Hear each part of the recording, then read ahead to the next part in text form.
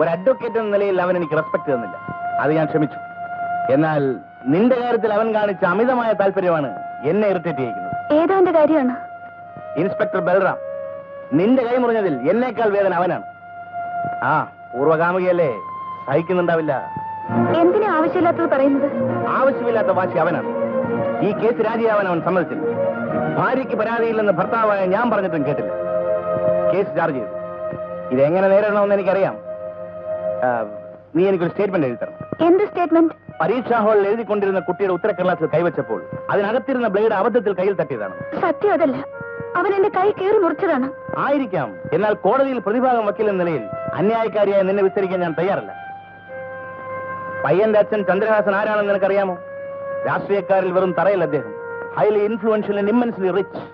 അങ്ങേരുടെ മകനോട് തെറ്റ് ചെയ്താൽ അത് നമുക്ക് അങ്ങ് ക്ഷമിക്കാവുന്നതേ ഉള്ളൂ. ഞാൻ ക്ഷമിക്കില്ല. ഈ കേസ് കോംപ്രമൈസ് ആക്കാൻ ഞാൻ കൂട്ടു നിൽക്കില്ല. You must. ഇതെന്റെ പ്രസ്റ്റീജിയസ് ഇഷ്യൂ. നീ എഴുതി തരണം. പ്ലീസ്, എന്നെ കമ്പനി എഴുതി ചെയ്യട്ടാ, പ്ലീസ്. ഓക്കെ, ഞാൻ നിന്നെ നിർബന്ധിക്കില്ല. But you know Usha, it is a duel between me and the inspector Balram. നീ ആരുടെ ഭാഗത്താണെന്ന് എനിക്കറിയണം. എന്റെ ഭാര്യയായിട്ട് ഇവിടെ കഴിയണമെങ്കിൽ ആ സ്റ്റേറ്റ്മെന്റ് എഴുതി തന്നേ പറ്റൂ. The choice is left U.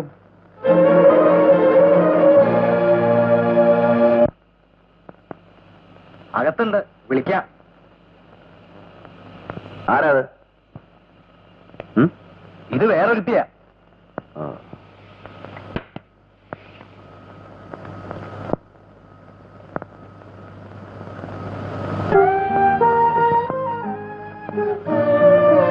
Mrs Jayanthan ഇവിടെ? ഞാൻ ഇന്നലെ കൊടുത്ത കംപ്ലൈന്റ് കഴിയുമെങ്കിൽ വിഡ്രോ ചെയ്യാൻ. എനിക്ക് നേരത്തെ തോന്നിയിരുന്നു. അഡ്വക്കേറ്റ് ജയന്തന്റെ വാദം കേട്ടപ്പോ അയാളുടെ ഭാര്യ പ്രതിഭാഗം ചെയ്തിരുന്നു. It's all right. I am sorry. ഒന്നും പറയണ്ട. ഞങ്ങൾക്കിതൊരു പുതിയ അനുഭവമൊന്നുമല്ല. വെട്ടും കൊലയും നടത്തിയവർ തന്നെ അവസാനം ഒത്തുചേരും. ഇടയിൽ കഷ്ടപ്പെട്ട് കേസന്വേഷിച്ച പോലീസുകാരന്റെ വായിൽ പച്ചത്തെറിയ എന്റെ നാവിൽ വരുന്നേ. ഞാനൊന്നും പറയുന്നില്ല. പക്ഷേ നിങ്ങൾ ഈ ചെറിയ കാര്യത്തിന് ഇവിടെ വരേണ്ട കാര്യമില്ലായിരുന്നു. എന്റെ ഗതികേടുണ്ട്, അല്ലെങ്കിൽ കുറ്റബോധമുണ്ട്. അഡ്വക്കേറ്റ് ജയചന്ദ്രന്റെ ഭാര്യയ്ക്ക് ഗതികേടുണ്ടെന്ന് പറഞ്ഞാൽ ഞാനത് വിശ്വസിക്കില്ല.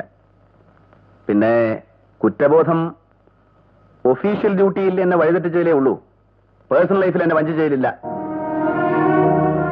ഞാൻ ആരെയും വഞ്ചിച്ചിട്ടില്ല. മറ്റൊരാണിന്റെ ഗർഭം ധരിച്ച് നിനക്കത് പറയാമോ? മിസ്റ്റർ ബൽറാം, ആ ആണിന്റെ ഭാര്യയാണ് ഞാൻ. അദ്ദേഹത്തിന്റെ കുഞ്ഞിന്റെ അമ്മയായെങ്കിൽ അതെന്റെ കുറ്റവുമല്ല. ഓ, ക്രെഡിറ്റ് ആയിരിക്കും. കുറ്റം എന്റെ തന്നെയാ. വർഷങ്ങൾ അടുത്ത് പെരുമാറിയിട്ടും മണിക്കൂറുകളോളം തനിച്ചൊരുമിച്ചുണ്ടായിട്ടും നിനക്കൊന്നും നഷ്ടപ്പെട്ടില്ലല്ലോ. വിദ്യയായി എനിക്ക് നിന്നോട് ആരാധനയായിരുന്നു, ഡിവൈൻ ലവ്. പകരം ഒരു ഡെവിൾ മോളസ്റ്റ് ആവാൻ എനിക്ക് കഴിഞ്ഞില്ല. അതിലേ എനിക്ക് ദുഃഖമുള്ളൂ. എന്നെ പഴിചാരി നിങ്ങൾ ശുദ്ധനാവാൻ നോക്കുകയാണോ? ഏയ്, എനിക്കെന്ത് ശുദ്ധത. ഞാൻ എന്നും കുടിക്കും, തോന്നുമ്പോഴൊക്കെ വ്യഭിചരിക്കും. എനിക്കറിയാം. ഇന്ന് എന്റെ ഭാഗം നിങ്ങൾ കേൾക്കണം. കൺഫെഷൻ ആണെങ്കിൽ വേണ്ട. വീടും കുടുംബവുമായി കഴിയുന്ന എനിക്ക് പഴയ കഥകൾ ഓർത്ത് കരയാൻ നേരമില്ല.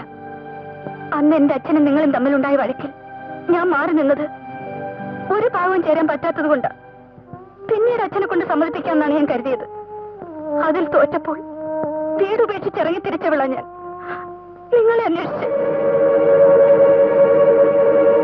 പലരും പലതും പറഞ്ഞു കേട്ടു.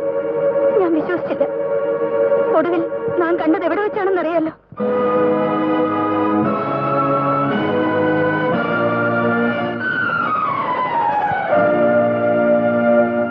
ഒരു കൊലയാളിയാണ് നിങ്ങളെന്ന് അറിഞ്ഞിട്ടും എനിക്ക് നിങ്ങളോടുള്ള സ്നേഹം കുറഞ്ഞില്ല. എന്നാൽ അന്ന് ആ വ്യഭിചാരശാലയിൽ വെച്ച് നിങ്ങളെ ആ പെണ്ണിനോടൊപ്പം കണ്ടപ്പോൾ എന്റെ കുറ്റപ്പെടുത്തുന്നില്ല ആരെയും. It's my faith.